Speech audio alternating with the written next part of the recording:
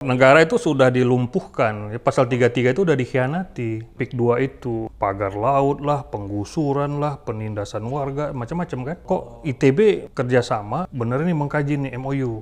ITB diberikan lahan 1 hektar, itu lahan cuma 50.000, berarti ITB dikasih 500 juta. Para alumni itu berpikir apakah ITB kekurangan lahan untuk kampus? Karena sekarang saja ITB sudah kerepotan tuh ngurus kampus Ganesha, Jatinangor, sama Cirebon. Pola pembebasan lahan yang dilakukan PIK 2 itu harus dihentikan. Dan ITB seharusnya mengambil inisiasi. Semua isu yang diangkat untuk membenarkan Giant Sea Wall itu tidak benar. Siapa isinya badan otorita itu? Oh, itu pejabat yang punya unit di Tamrin City, bisa diselidiki tuh.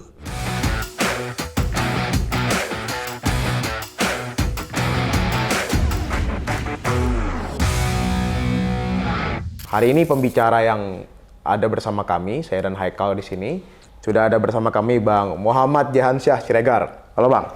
Halo Mas Melki, Mas Haikal. Langsung kita datangkan dari Bandung. Kita datangkan dari Bandung. Dari kota Priangan ke ibu kota. Katanya masih ibu kota. Buat kita bahas ada yang lagi menarik nih Mel. Apa yang lagi menarik hari ini Mel? Nah, tapi sebelum itu nih, kita kayak mesti kenalin dulu Bang Jahansyah Siregar. Jadi Bang Jahansyah Siregar ini dosen di Institut Teknologi Bandung. Dan hari ini Bang Jahansyah Siregar ini akan berbicara soal hal yang lagi viral akhir-akhir ini. Lagi gitu. asik. Lagi asik untuk dibincangkan di ITB, dan mungkin seluruh halayak Indonesia pantas tahu lah sebenarnya gitu. Bahwa ada sebuah desas-desus yang beredar Bang. Katanya ada sebuah kesepakatan ya antara institusi tempat Bang Jahansyah mengajar gitu.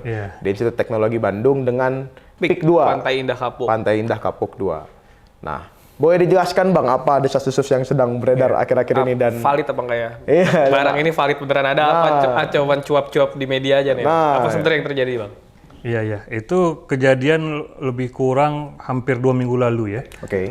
Itu sekitar tanggal 29 ya, tanggal 30 Juni. Nah, itu muncul berita ya, penandatanganan MOU antara ITB dengan PIK 2. ITB-nya diwakili oleh Pak Rektor, ya, Pak Tata Cipta Dirgantara, ya, dan PIK 2-nya diwakili dirutnya langsung Pak Nono Sampono. Oh, langsung dirut. Nah, itu langsung beredar, dan ya kita baik dosen, mahasiswa maupun alumni itu terkaget-kaget. Wah, karena kan ya kita kan termasuk yang memperhatikan ya perkembangan isu-isu ya. Pagar laut lah, penggusuran lah, penindasan warga, macam-macam kan yang terjadi di sekitar area PIK itulah ya. Nah, lalu mempertanyakan, ini ITB apa udah bener ini mengkaji nih MOU? Nah, lalu jawaban Pak Rektor pada saat itu ya, sebelum ada rilis resmi ya dari Pak Wakil Rektor Kerjasama ya, Pak Arik. Jawaban Pak Rektor itu masih belum mengikat. Masih MOU, belum perjanjian kerjasama. Nah, tapi memang sudah ada program kerjasama yang mau dijalankan, yaitu pendidikan ekonomi syariah, yang lokasinya di Menara Syariah. Nah, pada saat itu ya, karena ini sudah menjadi konsumsi umum ya, dan para alumni lah terutama, mempertanyakan, emang untuk kerjasama ekonomi syariah itu perlu sampai Pak Rektor dan Pak Nono Sampono yang taken. Wah, ini berarti ada rencana besar ini. Barang besar ya. Barang besar ini pakai nama ITB langsung. Kalau kerjasama ekonomi syariah ya nggak perlu sampai sepublikasi itu ya, publikasinya nggak seluas itu gitu ya. Nah, akhirnya tak lama kemudian karena sudah banyak kritik ya, lalu mungkin rektorat rapat ya, dan akhirnya memutuskan ya beberapa hari sesudah itulah ya, sekitar tanggal 1, 2 awal Juli lah itu, Pak Wakil Rektor Kerjasama menyampaikan rilis bahwa ITB menunda untuk membangun kampus. Nah, karena salah satunya yang berkembang isunya itu kan ITB diberikan lahan 1 hektar. Ya, itu kata apa kita ya, Bang Said Didu. 1 hektar itu lahan cuma 50.000, berarti ITB dikasih 500 juta lebih kurang, kata Bang Said Didu.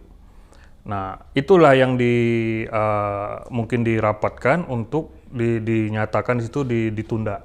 Jadi ITB tidak melanjutkan kerjasama untuk membangun kampus di PIK 2 itu. Nah, tapi yang namanya MOU itu ya kalau menurut saya sih itu masih bisa berlaku aja gitu, karena kesepakatan kerjasama ya. Jadi dalam prosesnya itu langsung rektorat dan PIK 2 tanpa melibatkan hearing dulu dari mahasiswa atau hearing dari mungkin dari prodi gitu yang bersangkutan atau dari para alumni bahkan gitu. Iya, nggak ada. Jadi itu yang memang membuat kaget itu. Jadi tidak ada katakanlah persiapan atau kalau istilahnya woro-woro gitu ya, nggak ada. Cuap-cuap dulu di internal nggak ada gitu. Ada rencana karena kan ya kalau kita sih menilai akhirnya memang ini suatu langkah yang mungkin kurang antisipatif aja. Ya kurang nggak ngeh lah gitu, nggak ngeh bahwa ini tuh wah ternyata sebesar ini gitu ya. Ya kita kan tiap hari melihat berita-berita rencana kerjasama lah ini. Nah tapi begitu ITB, wah ini kan yang beredar di kalangan alumni kan. Iya ITB ya. UI udah. Iya. UGM udah. ITB janganlah, walaupun udah juga katanya. Yang 2024 lalu katanya. Iya benar. Nah ada harapan seperti itu. ITB sebagai institusi tadi yang Bang Melki bilang institusi pendidikan itu penting gitu. Ya. Kalau kita dengar kabar kan sampai alumni ITB itu pada membuat petisi ya Bang ya. Petisi gitu. Ya. Sebenarnya kita penasaran juga Bang.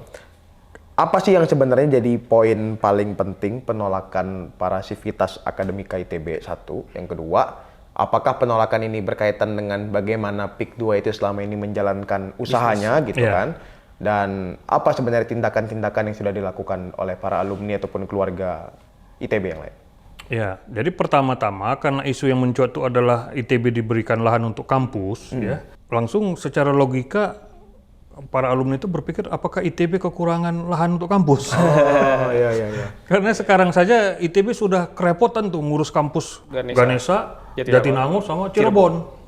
Ini 3 kampus ini sudah demikian besarnya, menambah kapasitas mahasiswa dan pengelolaan lah ya, manajemen kampus sampai ada dipilih satu badan pengelolaan 3 kampus ini khusus untuk itu. Nah jadi para alumni ya, para dosen juga berpikir apakah kita akan mengulangi ini ada yang mengangkat itu, mengulangi kejadian yang di Karawang. Pernah juga ada ITB diberikan lahan, tapi nggak jadi, ternyata tanah sengketa. Di Karawang. Di Karawang, tapi ya itu ITB sudah dikapitalisasi di sana. Sempat ada presiden gitu. Presiden sempat ada gitu ya. Nah itu ada mengangkat seperti itu, apa kita mau mengulangi lagi? Nah itu menjadi pertanyaan dan akhirnya masuk ke isu PIK 2 yang banyak masalah itu begitu ya. Ya kalau saya sendiri kena rame itu ya di WA Group itu mengatakan ya kalau sudah developer mengembangkan kawasan baru sampai ribuan hektar, apalagi yang dia bisa berikan kalau bukan lahan. Dan dia menjanjikan ini kawasan berkembang dan sudah ada bagian-bagian spot-spot tertentu yang sudah terbangun kan, sudah berkembang dan sudah hidup properti di sana meskipun menengah atas ya gitu. Ya kembali lagi pertanyaan, apa ITB membutuhkan itu? Ya kalau ITB diberikan lahan untuk bangun kampus, padahal ITB tidak membutuhkan, ya bukankah ITB-nya yang dikapitalisasi jadinya gitu. Jadi isu kapitalisasi itu yang justru mencuat itu dan membuat banyak alumni itu protes, mengkritisi, ya kalau nggak perlu ya nggak usah gitu kan. Jadi kan pertama soal kapitalisasi Bang. Tapi soal kerjasama dengan PIK 2-nya sendiri apakah menuai kontroversi juga Bang? Apakah maksudnya kan tadi sempat di Karawang ya, sempat di Karawang juga. Apa justru karena alumni ini atau sivitas ini berisik tuh karena semua orang melihat track record dari PIK 2 ini ya sering marginalisasi petani, sering berkonflik lah bahasanya gitu, atau praktik bisnisnya yang kotor. Itu jadi salah satu concern utamanya atau memang karena mempertimbangkan emang butuh apa enggak kebutuhan? Ya, kalau saya amati kan tidak semua alumni, tidak semua dosen itu mengetahui isu itu ya. Tapi akhirnya di-share oleh kawan-kawan yang aktivis yang memang mengamati perkembangan PIK 2 itu dengan berbagai masalahnya ya, termasuk pagar laut yang ramai di awal tahun ini kan. Nah, akhirnya ya iya ya gitu baru sadar kok ITB menandatangani kerjasama walaupun masih levelnya understanding gitu ya. dengan developer yang punya masalah seperti itu. Akhirnya ya share gitu loh, isu itu menjadi isu yang lebih luas gitu ya di kalangan alumni. Walaupun ada perdebatan, ada ya biasalah gitu ya, ada yang membela, tapi lebih banyak yang mengkritisi karena memang masalahnya udah cukup jelas lah gitu ya, bagaimana tiba-tiba kasus pagar laut menghilang kan begitu ya, tiba-tiba ada menteri yang tadinya mau mencabut sertifikat tiba-tiba juga nggak jelas. Wah itu jadi merembet ke sana kan. Jadi yang sudah para alumni buat apa Bang selama ini Bang? Ya saya memperhatikan kawan-kawan alumni itu ya menyampaikan petisi itu. Oh petisi. Petisi itu supaya ITB menarik ya dan akhirnya Pak Rektor dan para wakil rektor ya rektorat lah ya. Tim rektorat itu ya syukurlah akhirnya menarik kembali rencana membangun kampus di sana. Nah, tapi kalau menurut saya sih kurang tegas. Oh iya. Ketegasannya. Harus ada ketegasan karena kalau ini dari pandangan saya ya sebagai dosen di SAPPK tadi, prodi arsitektur, saya bergabung di kelompok keahlian perumahan permukiman, KKPP saya ini. KKPP. Nah, pola pembebasan lahan seperti yang dilakukan PIK 2 itu betul-betul tidak bisa dibiarkan, nggak boleh berulang lagi sebenarnya. Harus dihentikan dan ITB seharusnya justru tampil di situ mengambil inisiasi. Ya sudah, kita bersama BUMN sama Perumnas yang mengembangkan semua kawasan di pantai utara Banten ini. Developer semua duduk manis saja, nanti mendapat bagian kan gitu. Seperti Perumnas dulu membangun kota-kota baru ya, Depok ya, di Bandung juga, di Medan juga kan itu peran BUMN itu kuat sekali. Nah sekarang ini nggak ada lagi developer swasta semua yang mengembangkan kawasan. Kita harapan kita satu-satunya IKN lah ini. IKN juga harus benar gitu artinya. Harus kita kritisi terus. Jadi sebenarnya concern awalnya adalah karena berhembus kabar Bang ya bahwa MOU antara ITB dan PIK 2 ini ingin memberikan lahan gitu bagi ITB di PIK 2 yang kita dengar sendiri bagaimana PIK 2 itu punya beragam problem lah ya. Mulai dari hulu hilir lah itu permasalahan kan, dari pembebasan lahan. Kalau hilirisasi ini hilirisasi problem. Nah, dan ini nggak begitu baik lah bagi pengembangan citra ITB dan juga pendidikan tinggi kita Bang. Tapi ini Bang yang paling menarik sebenarnya kan. Gimana Bang? Saya tuh dulu lulus dari Fakultas Hukum UI, skripsinya ngebahas tentang kewenangan kampus berkaitan dengan otonomi PTNBH. Jadi kan salah satu sebenarnya kebolehan dari menjadi PTNBH itu kan mencari sumber ventura pendanaan pribadi gitu. Nah, artinya kan sebenarnya dalam kata lain sebenarnya tidak ada larangan ya bagi ITB untuk kemudian mengajukan MOU dengan berbagai korporasi, mungkin juga PIK 2 gitu. Tapi sebenarnya apa Bang yang ini kan secara aturan boleh. Tapi kenapa para keluarga akademika ITB ini tetap menolak gitu Bang? Nah ini belum ada kejelasan satu model kerjasama atau model pengembangan kawasan dalam skala besar ya. Itu kan lebih kurang 1.600 hektar itu, besar sekali itu. Belum ada modelnya. Jadi anggapan awam ataupun katakanlah dalam hal ini dosen, alumni itu melihat kalau ITB bekerja sama dengan developer itu akan terkooptasi. Langsung terkooptasi. Karena apa? Karena pembangunan kawasan dan permukiman selama ini tuh betul-betul led by private sector. Nah itu yang saya kritisi. Saya sampaikan ke kawan-kawan di ITB yang menjabat ya. Ini ITB harus mengambil inisiatif baru ya, membuat model yang baru. Jadi led by government. Led by government ini capacity-nya itu ITB yang memberikan, ya. Sedangkan operatornya itu ya tinggal pilih aja. Ada Perumnas, ada PT Pembangunan Perumahan gitu ya.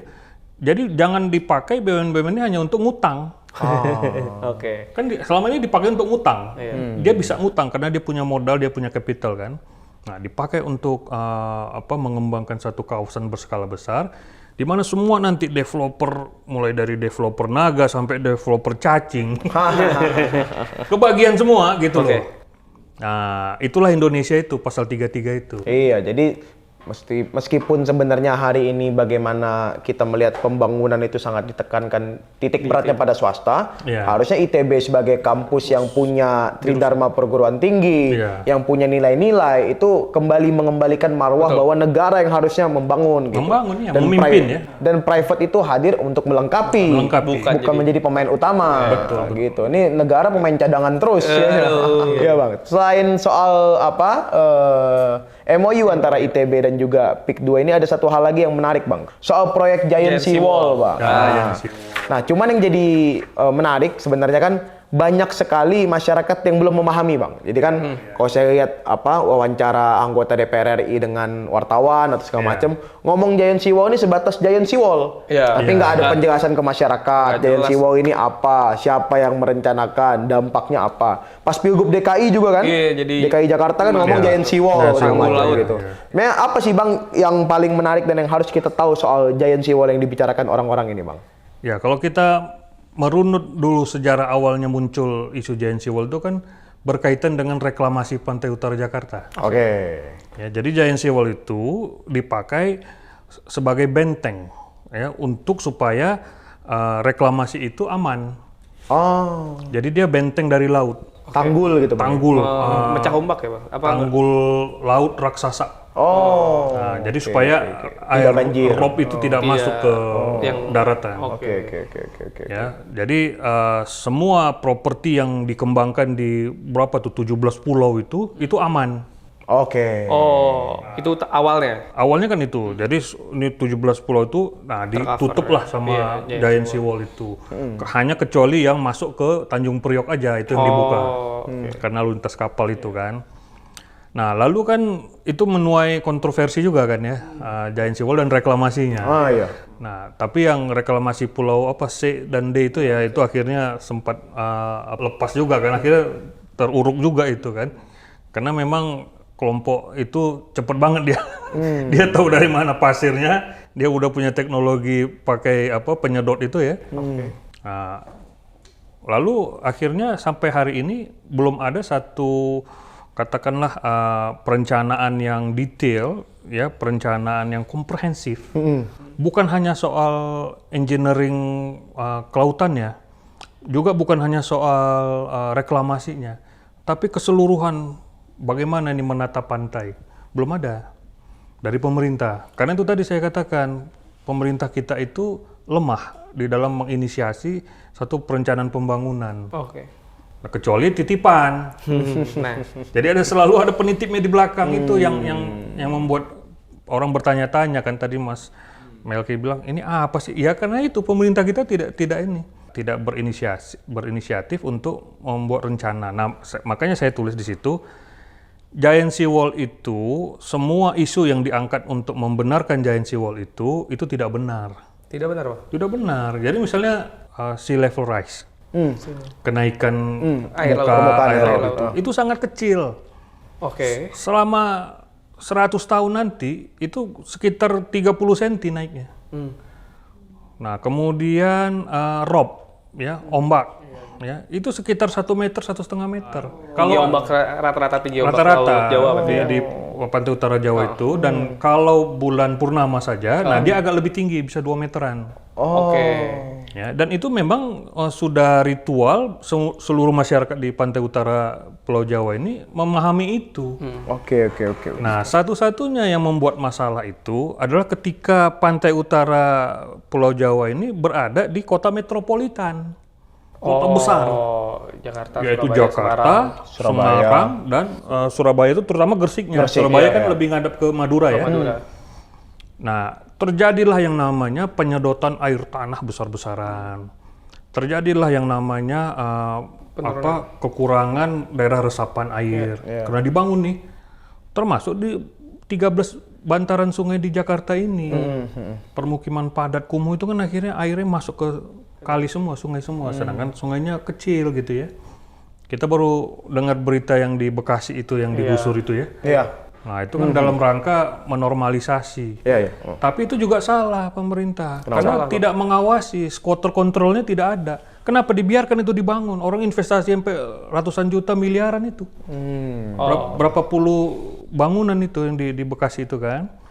Jadi masalah-masalah seperti itu yang saya katakan yang sebenarnya terjadi bukan rob, bukan sea level rise, tapi land subsidence akibat penyedotan air tanah besar-besaran, akibat pemerintah gagal menyediakan berbagai prasarana perkotaan yang memadai, termasuk air bersih.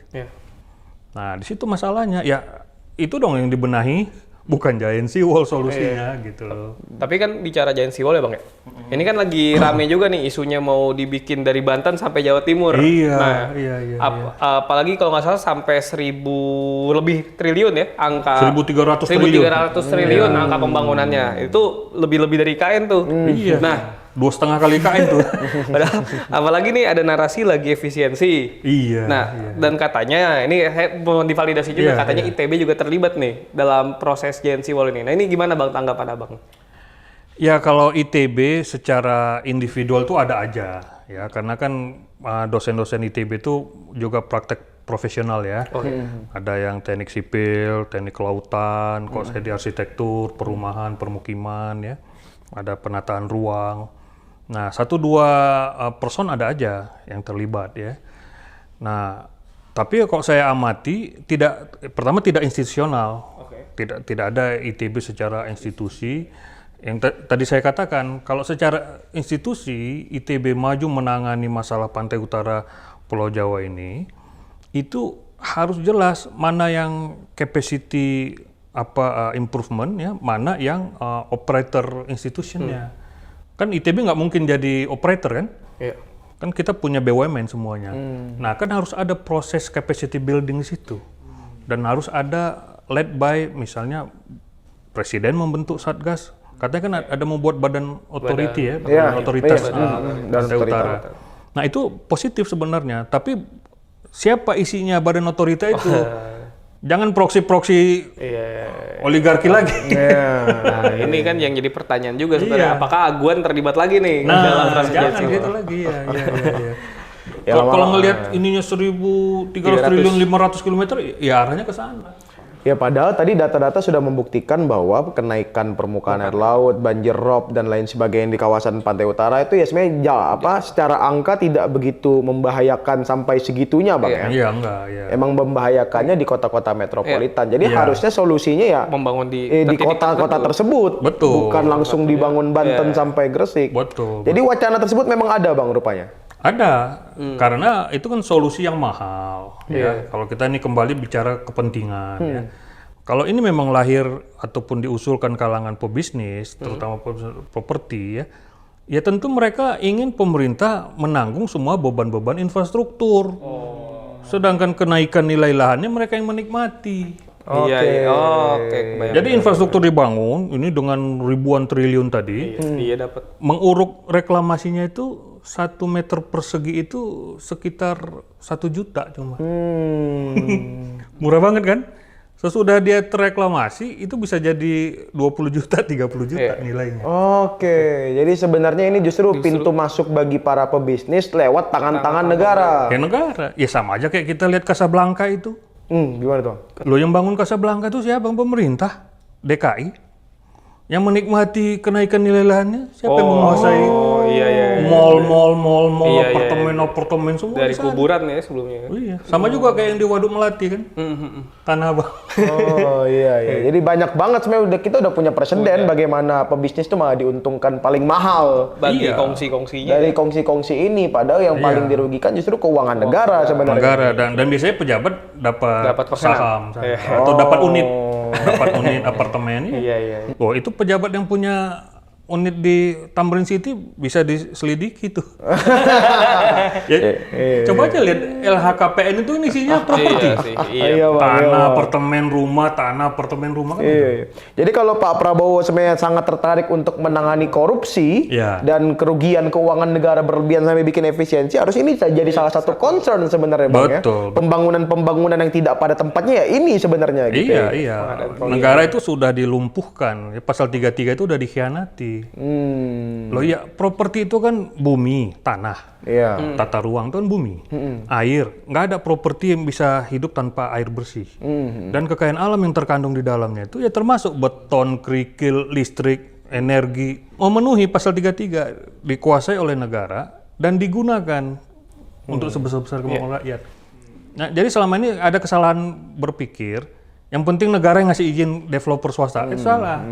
Negara harus hadir mengelola pengembangan kawasan sebenarnya. Itu antara kesalahan berpikir atau berpikir untuk kepentingan pribadi. Nah, iya. Itu harus diperjelas nih. Ya benar memang. Ya sejak era akhir Orde Baru dan era reformasi ini tidak kembali dia kepada government driven development atau public sector led development itu nggak kembali. Jadi mode RPJP, RPJMN semua jadi nggak ada fungsinya dengan maksimal gitu. Nggak ada. Karena pada pelaksanaan teknisnya seringkali bypass kebijakan. Gitu. Iya. The devil is in the detail. Iya. Dan justru lari ke masalah-masalah yang justru makin bisa dipelintir. Misalnya KPBU. Iya. KPBU itu pelintiran semua itu. Kenapa, Bang? Kenapa? Ya buktinya kan tidak ada swasta yang mau. Kalau yang solicited itu ya. Oke. Nah, kan akhirnya dirubah dari KPS menjadi KPBU. Kalau KPS itu murni swasta, mengajukan proposal. Kalau KPBU itu badan usaha, bukan swasta. Jadi bisa BUMN. Jadi apa bedanya menugaskan BUMN? Puter-puter dengan menyuruh dia pura-pura jadi badan usaha mau menangani KPBU. Kalau bahasa Gen-Z-nya 4L itu, lu lagi kan. Jadi negara pakai second account. Nah, tapi ini Bang, ini bukan apa ya. Jadi kalau kita ngelihat secara pergaulan internasional, jadi kan memang hari-hari ini tampaknya Indonesia itu lebih dekat dengan kubu BRICS. BRICS gitu kan. Di mana ada Tiongkok di dalamnya gitu. Nah, jadi membuat kayaknya sekitar beberapa tahun terakhir ini kebijakan perekonomian, kerjasama perekonomian itu banyak bergantung dengan pemerintahan Tiongkok dengan bisnisnya dan lain sebagainya. Ini berkaitan nggak sih Bang dengan banyak sekali proyek-proyek baru yang kita buat gitu dan lain sebagainya gitu. Kalau Abang ngeliatnya gimana Bang? Yang jelas Tiongkok itu ekonominya kan pertumbuhannya sangat tinggi ya, 9%, 10% itu dalam kira-kira 10 tahun yang lalu lah ya. Itu kan menghasilkan likuiditas yang tinggi sekali. Bahkan dia bisa mengimbangi Bank Dunia kan, dia bisa buat bank pembangunan. Siapa aja perlu dia kasih, Afrika, Asia Selatan, Asia Tenggara dia kasih kan. Nah itu konsekuensi daripada pertumbuhan ekonomi dia. Nah sekarang persoalannya negara-negara yang menerima. Nah bisa nggak menjadikan utang itu efektif? Ya negara kita utang dari World Bank disikat, utang dari Bank Pembangunan Cina dimakan juga. Ya tengok aja misalnya kereta cepat itu, apakah sudah kembali utangnya? Walaupun laku ya, artinya keretanya kan terjualkan tiketnya kan, bagus ya. Nah masalahnya mengelola hutang ini, itu aja. Dan BRICS itu ya banyak negara-negara yang ekonominya itu ya berkembang ya. Kita lihat Brazil juga maju, India juga maju.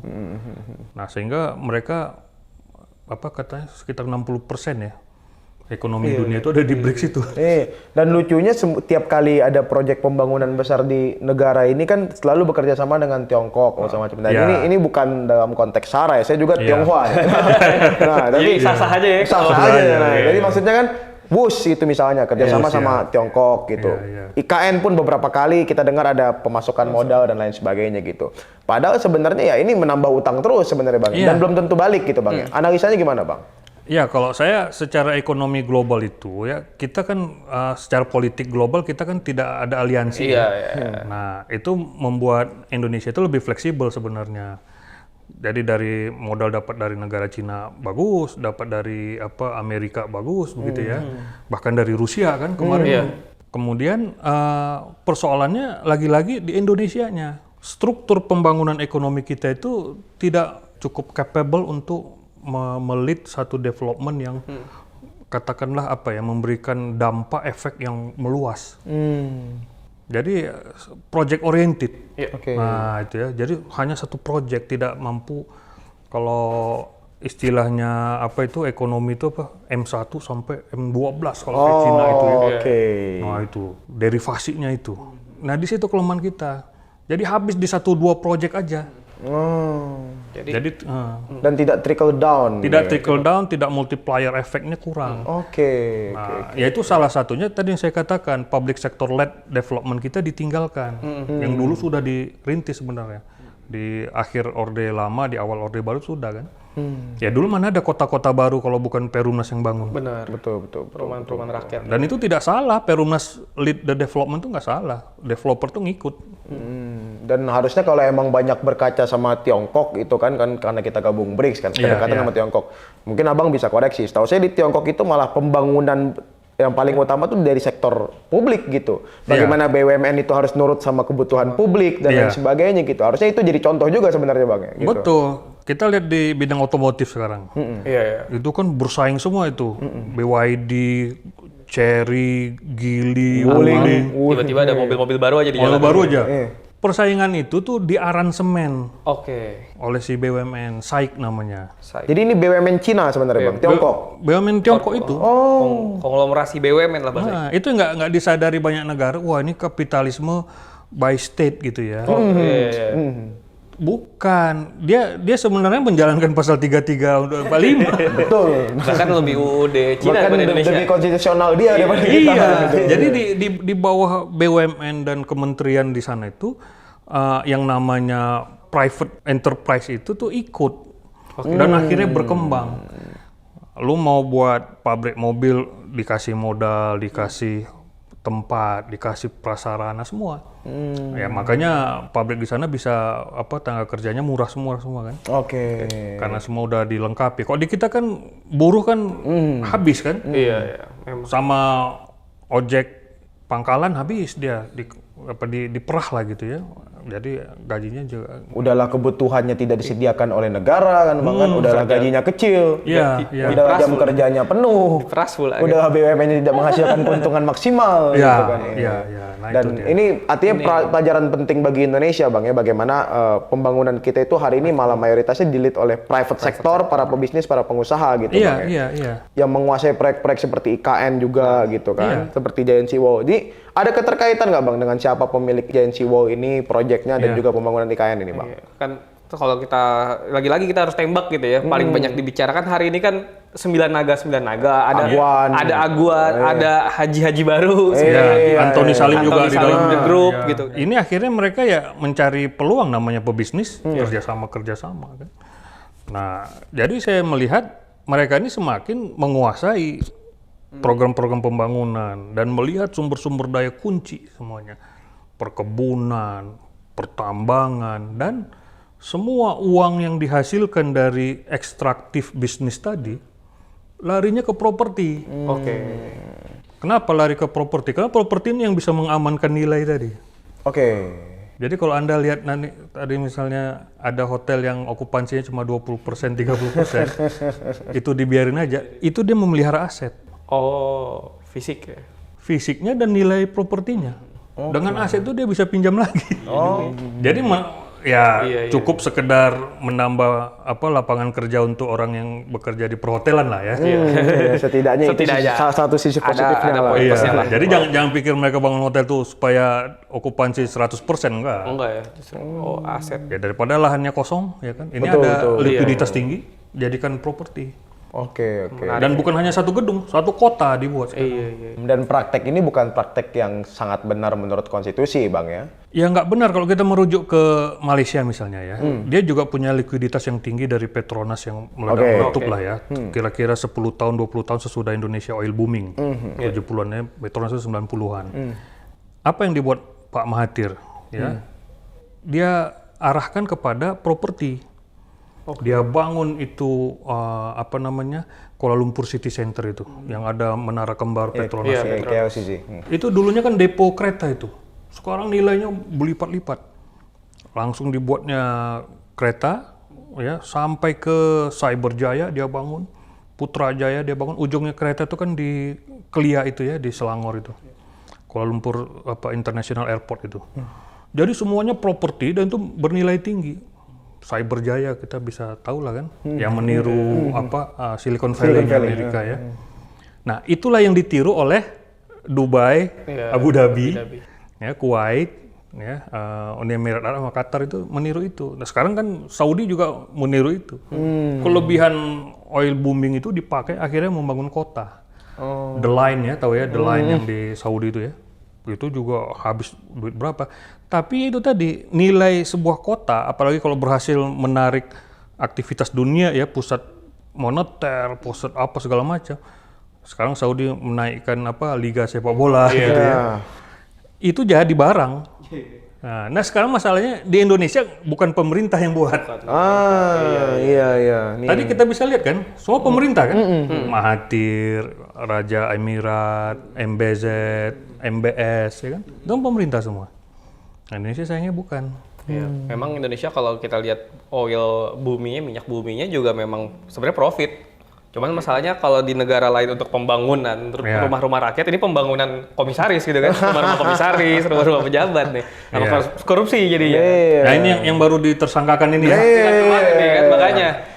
Sebenarnya sama-sama pembangunan, cuma beda tujuan. Bangun rumahnya sendiri. Bangun rumahnya sendiri dan kekayaan keluarga kan. Dan tersangka tuh belum selesai loh. Iya, padahal udah bertahun-tahun ya. Gitu. Enggak, artinya itu akan dari hulu sampai ke hilir itu. Iya, panjang itu kan. Ini ikan kakap ini. kita harus awasi terus itu. Iya. Terus kalau abang di SAPPK ini kan artinya salah satu topik yang jadi topik pembahasan kan soal lingkungan hidup. Pasti. Nah, kalau pengamatan kita ini bang, kembali tadi soal Giant Seawall dan juga soal PIK 2 gitu.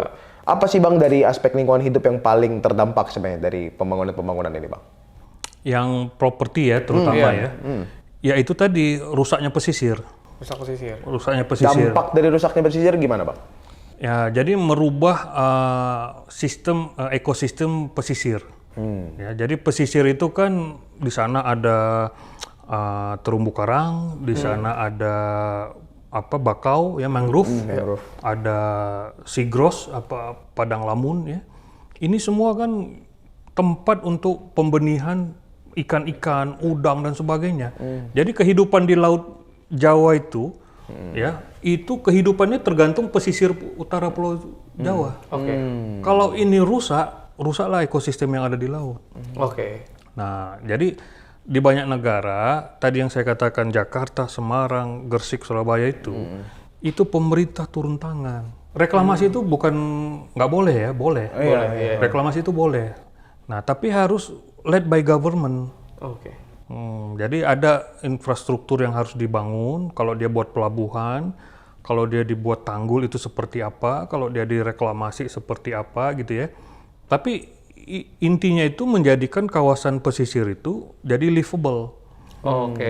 Ya tetap layak huni dan melestarikan makhluk hidup jatuhnya gitu tetap. Makhluk hidup ya, jadi bagian misalnya ya, katakanlah ada yang abrasi katanya ya, yang pantai. Semarang lah ya, Semarang, Demak itu ya. Nah itu kan akibat pembiaran tambak-tambak tradisional. Itu kan buat abrasi tuh. Nah, tapi pada saat yang sama petani tradisional tuh butuh tambak, butuh pertanian karena sumber air tawarnya itu kan dari hulu sungai itu. Nah, kalau itu sudah masuk properti, wah udah rusak semua itu. Petambak hancur, petani rusak dan sebagainya itu. Nah, sedangkan abrasinya itu bisa diatasi secara tradisional. Tidak harus Giant Seawall. Jadi di Demak, di kalau di Jawa Barat ini Sumedang ya. Hulu Cikeruh ya. Itu ya secara tradisional bisa dibuat. Kan ada yang di Demak itu misalnya yang pakai bambu lah, pakai apa itu ya. Iya benar. Nah, tapi itu dipakai untuk jalan tol juga yang Semarang Demak. Jadi sebenarnya kalau naturnya udah otonomi daerah, harusnya tiap daerah punya muatan lokal yang bisa dipakai bang ya. Iya, nggak harus semuanya apa-apa PSN full. Enggak. Sebenarnya Presiden setiap awal tahun itu kan mengumumkan RPJMN. Iya. Ya, RPJMN itu kan semua gubernur, bupati, wali kota kan hadir. Ini rencana nasional, daerah itu nggak mungkin bisa menolak. Kalau memang itu sudah direncanakan dengan baik ya oleh Bappenas. Nah, jadi tanpa PSN pun sebenarnya RPJMN asal masuk di dalam RPJMN itu jalan. Iya. Nah, tapi kan kita ini punya kesepakatan waktu itu ya, Paris Agreement yang bagaimana negara harus berkomitmen pada kelestarian dan keberlanjutan lingkungan hidup. Ya, apalagi Pak Prabowo sendiri yang pernah bilang kita punya komitmen untuk kampanye lah, campaign untuk meningkatkan energi hijau, ekonomi hijau dan blue economy gitu kan. Nah, dengan kondisi hari ini masih relevan gak sih narasi serius nggak sih Bang pemerintah nih? Ini apa cuma bercanda aja nih kan blue economy and green economy ini, Pak? Ya kalau kita lihat para pejabat, menteri gitu ya, Menko sekarang juga banyak Menko, banyak menteri ya. Itu kalau narasinya bagus-bagus. Ya, dari semua program tuh bagus semua, karena kan normatif ya. Nah, tapi kalau pelaksanaan, once tadi negara tidak hadir sebagai operator yang capable ya. Operator tuh nggak sekedar ada BUMN loh, dia harus capable. Ya. Nah, BUMN di bidang kehutanan misalnya, perhutani, inhutani, di bidang perkebunan, PTP, ya PTPN misalnya, itu hadir nggak sih? Kayaknya enggak ya. Ya itu swasta semua. Iya. Kan seharusnya, misalnya perkebunan nih 1 juta hektar, ya PTPN yang pegang. Baru dia bagi-bagi, lu mau berapa? 10.000 kasih. Lu mau berapa? 100.000 kasih. 100.000 kegedean lah, 50.000 cukup. Loh ini kok swasta bisa punya berjuta-juta hektar kebun gitu? Nggak boleh, udah itu udah panjang Sumatera dan Kalimantan lah gitu. Pastilah itu lingkungannya rusak. Dan kabarnya pun Presiden Prabowo punya tanah yang cukup luas. Kan? Ya dia sebagai pelaku usaha pada saat itu ya, dia belum jadi presiden. Nggak tahu kalau sekarang kan ganti nama sekarang dia ganti posisi. Ganti nama, harusnya ganti nama. Jatah mah ada tapi lah. Iya. Apa pesan-pesan yang penting untuk para penonton dan mungkin pejabat pemerintahan dengar kalau nonton ini? Kalau mereka sadar. Iya, soal apa yang harus kita kerjakan beberapa tahun ke depan dalam aspek pembangunan, bagaimana publik harus memimpin lewat pemerintah dan lain sebagainya, Bang. Ya, pertama-tama yang dicanangkan Pak Presiden itu untuk menghindari korupsi itu ya ditanggapi dengan serius lah ya. Jadi mengurangi belanja yang tidak perlu, ya mengurangi kalau saya sering mengatakannya permainan proyek, ya. Jadi suatu program pembangunan itu bisa aman, tidak ditangkap, ya, tapi nggak efektif, menghabiskan anggaran negara, gitu ya. Itulah yang disebut main proyek. Dia hanya kumulasi aja, tahun depan ada proyek lagi. Nah itu yang dilakukan banyak satker, kalau dulu istilahnya Pimpro ya, kepala-kepala balai dan sebagainya. Nah ini cobalah untuk mengurangi permainan proyek seperti itu, cobalah merunut kembali kepada satu sistem perencanaan ya, mulai dari kebijakan, program, itu yang betul-betul berdampak. Kalau saya melihatnya itu berdampak, itu yang harus direncanakan sejak awal. Nah kalau pembangunan itu betul-betul dipimpin oleh satu perencanaan pembangunan yang baik dan institusi kelembagaan, kementerian, lembaga, BUMN dan sebagainya yang capable dan swasta ikut sebagai gerbong-gerbongnya ya, lokomotif sudah harus pemerintah. Nah itu kita bisa membuat kemajuan yang luar biasa ya. Jadi bukan by project ya, sporadis, ad hoc ya. Kita bisa melis banyak sekali program-program proyek yang gagal hanya karena project oriented gitu ya. Nah itu aja yang saya minta ke pemerintahan ya, termasuk di daerah. Daerah itu meniru pusat. Ya. Kalau pusat main proyek, daerah lebih gila lagi main proyeknya. Betul. Bahkan sampai ke desa. Iya. Gitulah kira-kira. Dan pemerintah jangan sampai kalah dengan pelaku usaha, Bang ya. Sebenarnya bukan kalah ya. Pemerintah punya strategis. Istilahnya dikuasai oleh negara tadi ya, cabang produksi yang penting, bumi, air, kekayaan alam. Nah, untuk bisa mengarrange ini, arranger pemerintah ya, ini harus capable. Nggak boleh dia, penting pemerintah ngasih izin ya nggak boleh. Oke, jadi pemerintah harus jadi orkestrator yang baik, bukan jadi pendengar yang baik justru. Bukan hanya memberikan izin, itu jadi transaksional malah. Jadi pemerintah bukan cuma tukang stempel. Bukan, itu dia. Itulah. Ya sebenarnya yang paling penting dan yang harus kita sama-sama sadari adalah pemerintahan yang baik itu didasari dengan semangat anti korupsi sampai ke akar-akarnya. Betul. Itu yang paling penting. Karena berani jujur hebat. Iya, dan perencanaan harus dilakukan dengan baik gitu kan. Kayaknya yang memang kurang planning. Betul. Terima kasih banyak karena sudah bersedia hadir di Abraham sama Speak Up yang lagi kami bajak hari ini. Iya, kita salam sama Bang Abraham. Kita take over jadi Gen Z. Iya. Bagus ini, bagus. Sudah hadir dari Bandung, Bang Jehat. Semoga sehat selalu dan mari kita kawal terus. Amin. Ya, mari kita kawal terus. Semoga ITB tetap pada nilai-nilainya, melakukan Tridharma perguruan tinggi sebagaimana yang seharusnya, dan Bang Jehat tetap menjadi pendidik yang menyuarakan banyak hal untuk kita semua, memberikan manfaat buat semua. Betul.